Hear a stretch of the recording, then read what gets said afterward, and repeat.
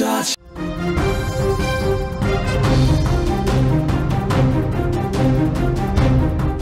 BC రిజర్వేషన్ల పైన తెలంగాణ ప్రభుత్వానికి హైకోర్టులో చుక్కెదురైంది. రిజర్వేషన్ల ఆధారంగా రిజర్వేషన్ను వ్యతిరేకిస్తూ దాఖలైన పిటిషన్ల పైన విచారించిన హైకోర్టు ఇవాళ తెలంగాణ స్థానిక సంస్థలకు ఇచ్చిన ఎన్నికల షెడ్యూల్ పైన స్టే విధించింది. అంటే రేపటి నుంచి నిజానికి 2 విడతల్లో స్థానిక సంస్థలు మొత్తానికి 5 విడతలుగా స్థానిక సంస్థల ఎన్నికలకి ఎన్నికల సంఘం రాష్ట్ర ఎన్నికల సంఘం ఏర్పాటు చేసింది. 2 విడతలుగా ఎంపీటీసీ జెడ్పీటీసీ ఎన్నికల్ని అట్లాగే 3 విడతలుగా సర్పంచ్ ఎన్నికలు నిర్వహించాలని నిర్ణయించింది. కానీ హైకోర్టు ఇవాళ కీలక తీర్పు చెప్పింది.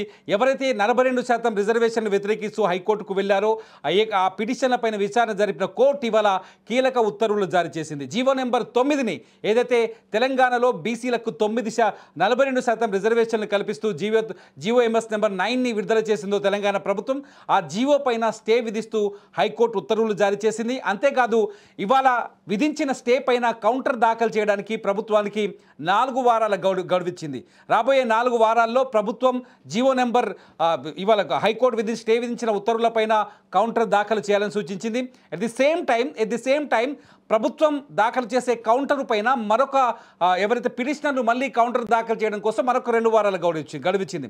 మొత్తంగా 6 వారాల్లో రాబోయే 6 వారాల్లో మొత్తానికి ఈ కేసు వాయిదా పడ్డదని చెప్పాలి. తెలంగాణలో ఇప్పట్లో ఎంపీటీసీ జెడ్పీటీసీ సర్పంచ్ ఎన్నికలు లేవని చాలా స్పష్టంగా అర్థం చేసుకోవచ్చు. హైకోర్టు ఇచ్చిన తీర్పుతో ప్రస్తుతానికి స్థానిక సంస్థల ఎన్నికలు నిలుపుదల జరిగాయి. స్థానిక సంస్థల ఎన్నికలు ఆగిపోయాయి.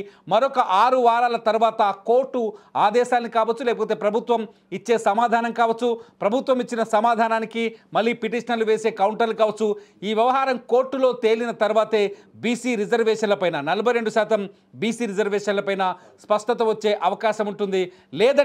లేదంటే ఆ తర్వాతే ఎన్నికలకి వెళ్ళే అవకాశం కనిపిస్తుంది. ప్రస్తుతానికైతే మొత్తానికి తెలంగాణలో స్థానిక సంస్థల ఎన్నికలు నిలిచిపోయాయా అని ఆలోచిస్తే నిజంగానే నిలిచిపోయాయని భావించాల్సి వస్తుంది. ఎందుకంటే మొత్తానికి స్టే వచ్చింది. హైకోర్టు విధించిన స్టే ప్రకారం ఇప్పట్లో ఎన్నికలు అంటే ఇప్పుడున్న మొన్న ప్రకటించిన షెడ్యూల్ ప్రకారం ఎన్నికలు జరిగే అవకాశం లేదని స్పష్టంగా అర్థమవుతుంది.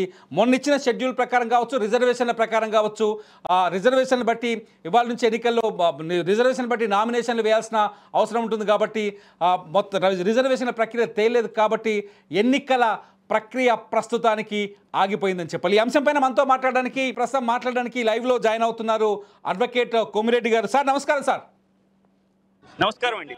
సార్ అసలు కోర్టు ఏం చెప్పింది? సార్ కోర్టు ఏం చెప్పింది? ఏం జరగబోతోంది? కోర్టు ఈ రోజు ఏదైతుందో వాదనలు పూర్తయ్యాయండి. వాదనలు పూర్తయిన తర్వాత హైకోర్టు ఏదైతుందో మధ్యంతర ఉత్తర్వులు ఇచ్చింది. మధ్యంతర ఉత్తర్వు ఇచ్చి ఏదైతే జీఓఎంఎస్ నెంబర్ 9 ఉందో దాన్ని స్టే చేయడం జరిగింది.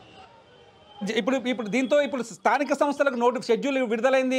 ఇవాళ నోటిఫికేషన్ కూడా వచ్చింది. షెడ్యూల్ ప్రకారం అవి ఎన్నికలు నిలుపుదల అవుతాయా సార్? ఎన్నికలు నిలుపుదల అయినట్టే అండి. ఎందుకంటే ఏదైతే ఎన్నికల నోటిఫికేషన్ వచ్చిందో అది జీఓఎంఎస్ నెంబర్ 9 బేస్ చేసుకుంటూ వచ్చినాయి. ఎందుకంటే ఎన్నికల నోటిఫికేషన్లో బీసీలకు 42% రిజర్వేషన్లు కల్పించినారు. ఆ 42% రిజర్వేషన్లు హైకోర్టు తప్పు పట్టింది. కాబట్టి ఆటోమేటిక్గా కాన్సిక్వెన్షియల్ ఎఫెక్ట్గా ఏదైతుందో మొత్తం నోటిఫికేషనే రద్దయినట్టు. నోటిఫికేషన్ అంటే జీఓఎంఎస్ 9లో ప్రభుత్వం ఏం చెప్పింది సార్? జీఓఎంఎస్ 9లో ఏం చెప్పింది? కోర్టు ఎందుకు అభ్యంతరాలు వ్యక్తం చేసింది? కోర్టు ఏంటంటే ఇప్పుడు నిన్న పిటిషనర్స్ తరఫు నుంచి న్యాయవాదులు ఏదైతుందో వాళ్ళ వాదనలు ముఖ్యంగా ఏమన్నారంటే 2 సుప్రీంకోర్టు జడ్జ్మెంట్స్ ఉన్నాయండి. ఒక సుప్రీంకోర్టు జడ్జ్మెంట్ ఏదైతుందో కృష్ణమూర్తి జడ్జ్మెంట్ ఉంది.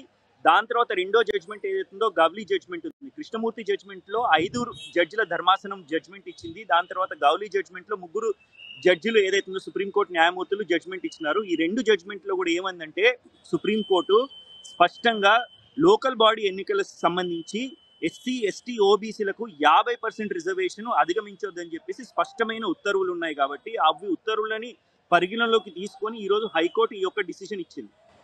ఇప్పుడు తెలంగాణలో గతంలో ఉన్న రిజర్వేషన్ ప్రక్రియ కావచ్చు, ఇప్పుడు కొత్త జీఓఎంఎస్ 9 ప్రకారం కావచ్చు, టోటల్గా ఎంత దాటుతుంది సార్ రిజర్వేషన్ పరిధి? ఇప్పుడు మీరు 50% దాటొద్దన్నారు కదా.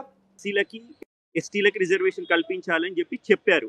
రెండోది ఏదైతుందో ఇప్పుడు వచ్చిన జీఓఎంఎస్ నెంబర్ 9 ప్రకారము ఆ 50% సీలింగ్ దాటుతోంది. కాబట్టి thank you for joining sir. యాక్చువల్గా ఇది ప్రస్తుతానికి 50% సీలింగ్ని దాటుతుంది అనేది ప్రధాన అభ్యంతరంగా కనిపిస్తుంది. కోర్టు ముందు పిటిషనర్లు వాదించిన వాదన ప్రకారం 50% సీలింగ్ ఏదైతే రిజర్వేషన్ల మొత్తం 50%కి మించకూడదంటూ గతంలో సుప్రీంకోర్టు గైడ్లైన్స్ ఏవైతే ఉన్నాయో ఆ గైడ్లైన్స్ని దాటి 50% సీలింగ్ దాటుతుంది కాబట్టి ఈ రిజర్వేషన్ల ప్రక్రియ చెల్లదు అని ప్రస్తుతానికి GOMS 9 పైన so high court Telangana high court stay విధించింది.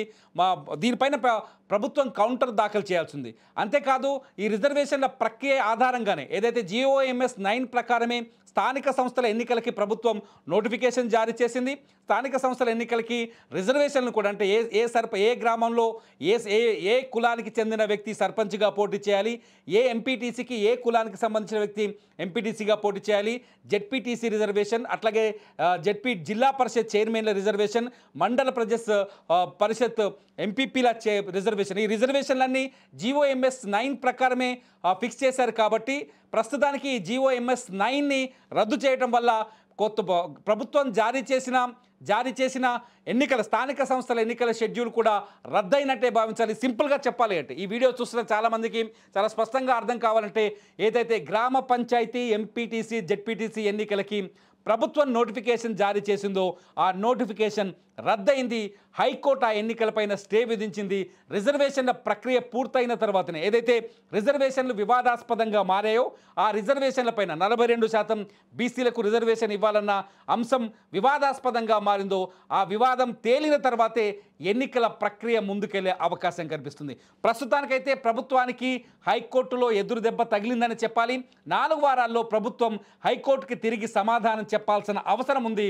హైకోర్టుకి ప్రభుత్వం చెప్పే సమాధానం పైన పిటిషనర్లు కూడా మళ్ళీ కౌంటర్ దాఖలు చేసే అవకాశం ఉంది. కాబట్టి వాళ్ళకి కూడా 2 వారాల గడువు ఇచ్చింది కోర్టు. మొత్తంగా 6 వారాల వరకు అంటే దాదాపు 6 వారాల వరకు అంటే నెలకు పైనే ఎన్నికలకైతే అవకాశం లేదు. ప్రస్తుతానికి సర్పంచ్ ఎన్నికలు, ఎంపీటీసీ జెడ్పీటీసీ ఎన్నికలు ఆగిపోయాయి.